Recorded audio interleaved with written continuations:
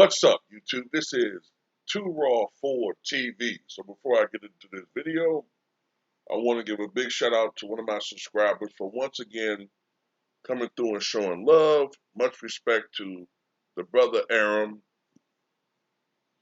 Once again coming through the $8 donation via the PayPal. Much respect to Aram for showing love to the channel. And I truly appreciate his support. He is a big time fan of the NBA, vintage NBA, 1960s through, I would say, 1990s, maybe even in the 2000s. Um, Not so much a fan of the NBA today per se, but he does watch it. Um, and much respect to him for showing love to the channel. And to anyone who wants to show love to the channel, if you choose to, you can do so in the links in the description box below via the PayPal or the Cash App or in the pinned comment in the comment section below. Now, this is a political video, and this isn't a partisan video. This is a common sense video. And, when you look at the makeup of Washington, and I've been having this discussion with people who I know, um, and it's just obvious. Um, in my opinion, the baby boomer generation needs to let go. Okay? They need to cede control of power to the next generation. Now, it looked like they were on their way to doing that when Barack Obama became president. Barack Obama was born in 1961. It's interesting that he is still the only president born after the implementation of the Marshall Plan, which is, of course, if you're not familiar with the Marshall Plan is, that was a bill, uh, an act, I guess, that was passed by the 80th Congress, 1946 to 48, which gave much needed aid to post-war ravaged Europe, monetary aid.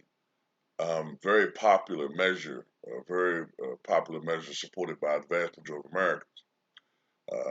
Very instrumental to the reconstruction of Europe, war-ravaged Europe. But only one president was born after that. That's amazing. 1947. And here we have an election coming up in 2024, and both candidates, if trends continue, will have been born before that. Donald Trump, who was, when he was elected, the oldest man ever to become president, 70. All right. And then on the other side, Joe Biden, the man who super exceeded that record. Joe Biden was 77 when he was inaugurated as president. 77. In 2024, at the time of the nominations, right? If Donald Trump is renominated as president, a la Grover Cleveland, non-consecutively, he would be, what, 78 years old. He would have just turned 78 years old. Joe Biden will be 81. He'll be 81. Look, man, Ronald Reagan, who was 69 when he became president. If you listen to Ronald Reagan in speeches when he first became president in 1981, and you listen to him in speeches in 1988, I'm not convinced that he was in the early stages of Alzheimer's, which he was diagnosed with in 1994. I'm not saying that.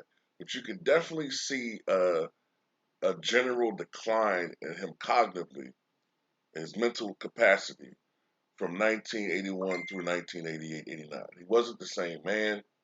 He didn't have what you start noticing when people get older, with the vast majority of people, their vocabulary begins to shrink. They go to certain words that they're familiar with. They just move slower. They're mentally slower. And it's not me being age biased. It just happens.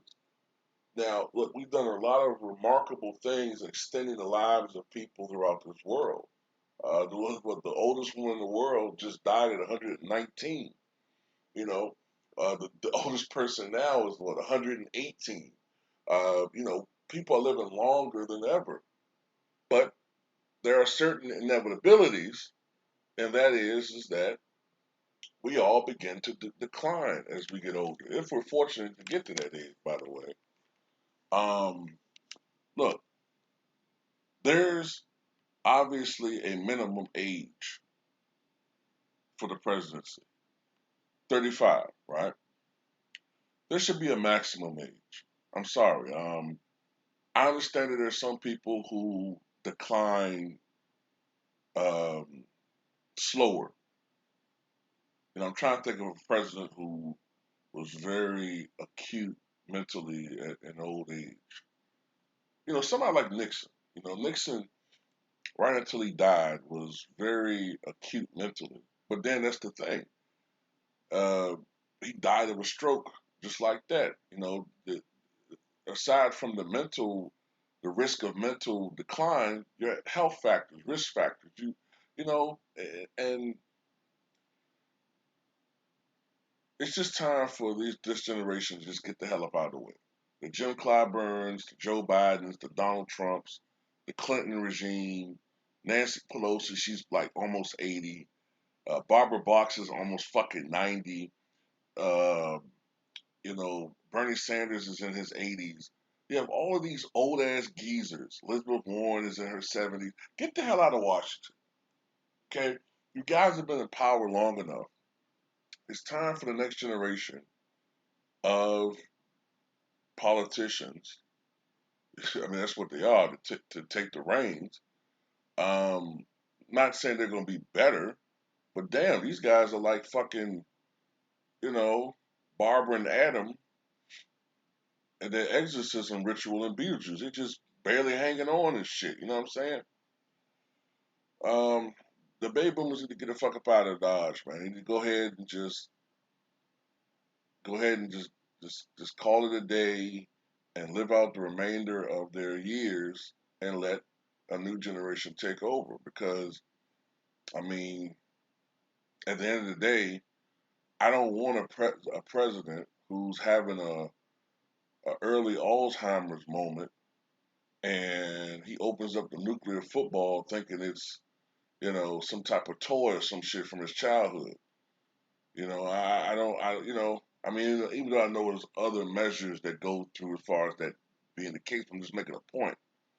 Can't have a president just, what I'm saying, just wasting away. 80, 80 something? Come on now. I mean, I'm not knocking people who are in their 80s. There's some people who are very, very energetic and very acutely aware of things and are very mentally sharp at 80. But I don't think this country needs to take that risk. I mean, already we're seeing signs that Joe Biden ain't right. So he ain't never been right actually, but now he really ain't right. And we've seen Donald Trump, man. The dude is definitely not uh, totally a sound of mind. So at the end of the day, man, it is what it is. Tell me what you guys think.